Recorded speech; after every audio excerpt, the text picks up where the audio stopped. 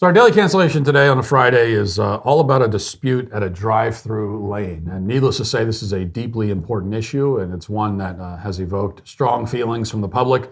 There's a lot to say about this random video of two people arguing in a drive-thru lane, and yet still, most people seem to be missing some of the nuances and complexities of this issue. So we'll go through them today.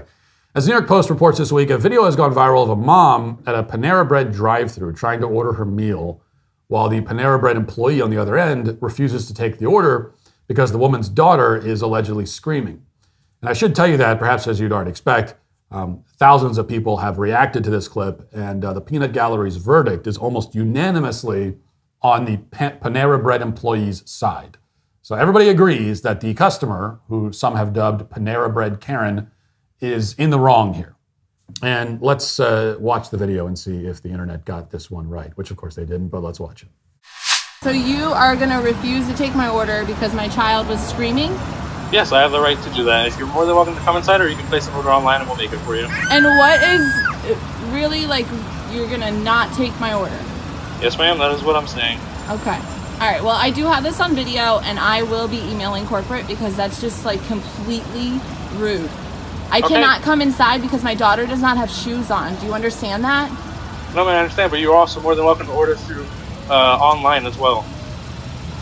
So you want me to take an extra 20 minutes and order online? That's not convenient to me. It's your job to take orders and stuff, and this is ridiculous.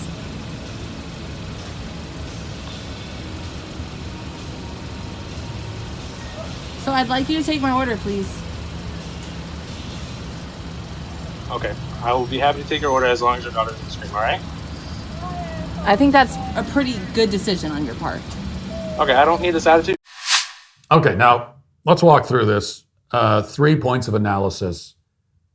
First of all, we can't even talk about the dispute until we deal with the fact that this woman went to a Panera Bread drive-thru in the first place. Like, there's simply no good reason, there's no valid excuse to ever go to a Panera Bread drive-thru. Panera sells high school cafeteria caliber food at sit-down restaurant prices. I mean, it's the worst of all worlds. You get the prices of a sit-down restaurant place with sub-fast food quality meals. The sandwiches are bland, the baked goods are stale and depressing. The soups are Campbell's tier at best. I mean, they taste like something that was in a can that's been sitting in your pantry. The salads are salads. So it's a disaster all around. And Panera is awful for every meal, but I think breakfast is the worst. Panera breakfast tastes like the continental breakfast that you would get at like the Comfort Inn down the street. Except at the Comfort Inn, the breakfast is complimentary at least. And also the Comfort Inn coffee would be far better than what they serve at Panera. Panera coffee is an abomination that cries out to God for vengeance. If I served you, and I think this is true, if I served you Panera coffee and I didn't tell you it was coffee, you wouldn't know what it was supposed to be. You would be flummoxed. You would have no idea what you're ingesting. It's this lukewarm, dull, weak, uninspired, sort of vaguely caffeinated liquid substance. And again, Panera commits all of these culinary sins while charging premium prices for them. So that's what makes it so bad. So Panera is terrible. That's the first thing. You shouldn't be there. Second, with that established, we move to the employee. Now, as mentioned, most people are on his side. And that's no surprise, given that most people are stupid. And now the woman is not blameless here, which I'll explain in a moment, but neither is the employee. Okay, we can't know for sure what was happening before the video began. We can't know how much screaming the child was doing, but I think it's fair to assume that it was on par with what we heard in the video. And yes, we can hear a couple of outbursts from the child in the background, and children do that sometimes. They're known to do that.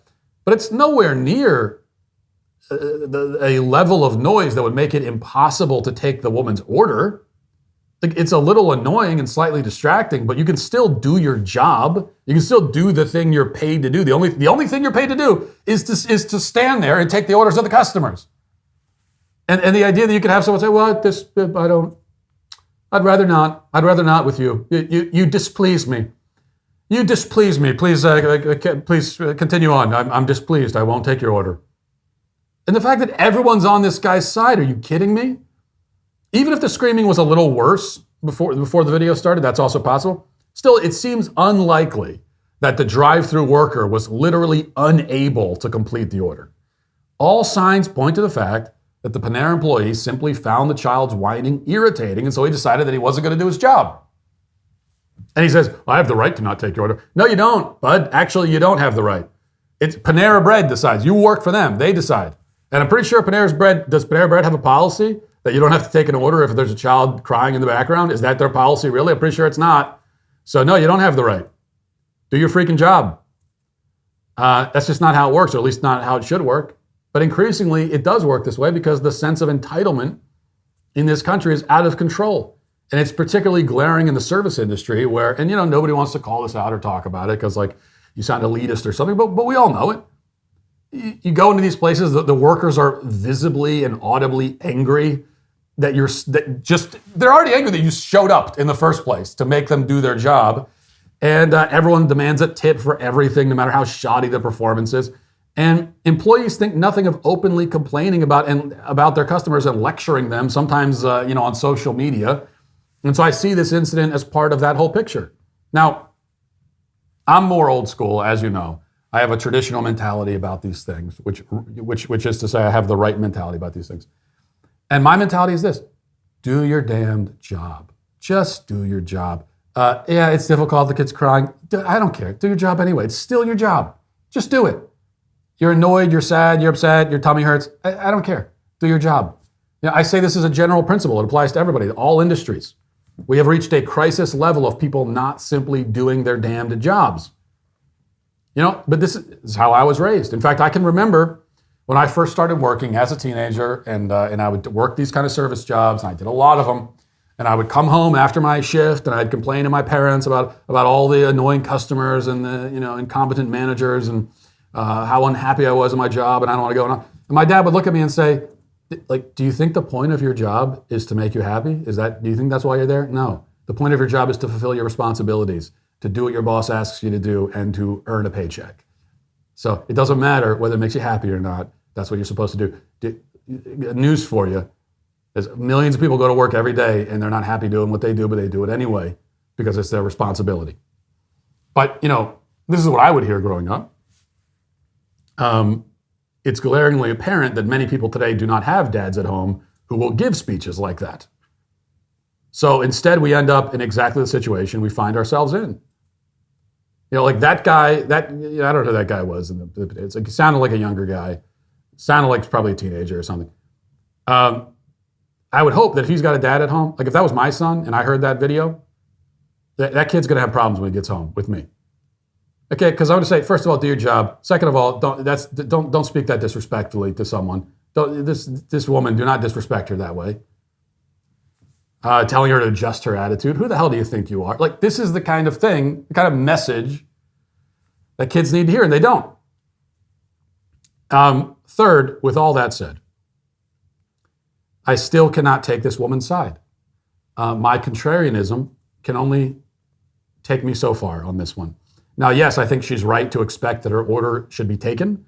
Yes, I understand why she doesn't want to go in order because her kid doesn't have shoes. And I know there are some people online who are saying, why does your kid have shoes? Because if you're a non-parent, you might be judgmental about that. But parents understand that sometimes you need to leave the house. Your kid has lost her shoes for the 97th time this week. And you got to go, and you're not going to be going inside anywhere anyway. So you're like, forget it, never mind, you don't need your shoes. We've all been there. So I'm with this woman every shoeless step of the way, except for one point. She recorded and posted it. Not every minor dispute with a stranger needs to become content for public consumption. It is possible, believe it or not, to simply have a disagreement with another person, one where they are wrong, and have a contentious back and forth, and then it ends, and you move on with your life, and that's it. It's like, it's possible to do that. And before the internet, that's what everyone did all the time. Can you believe it? People would have, you get into conflicts, you get into arguments, you would get, someone would wrong you in some small way, and it just happened. And you experienced it, and it kind of sucked, and then you kept living, and that was it, and it was over. Not everything needs to live forever on the internet. Not everything needs to be discussed. Not everything needs to be content. And recording it and posting it, it's like the adult version of being a tattletale. Oh yeah, I'm telling TikTok on you. So the moment you do that, you automatically become the bad guy, or at least one of the bad guys. So in this case, as far as I can tell, they're both the bad guys. The employee is wrong for not taking the order. The woman is wrong for recording it and snitching to the internet. The internet is wrong for siding with the employee. Panera bread sucks. Everyone is wrong. Everything is bad. Everyone involved is canceled. Happy Friday. If you'd like to see what else I have to say, you can access my full show by going to dailywire.com or by going to the Matt Walsh Show Twitter page. Hope to see you there. Godspeed.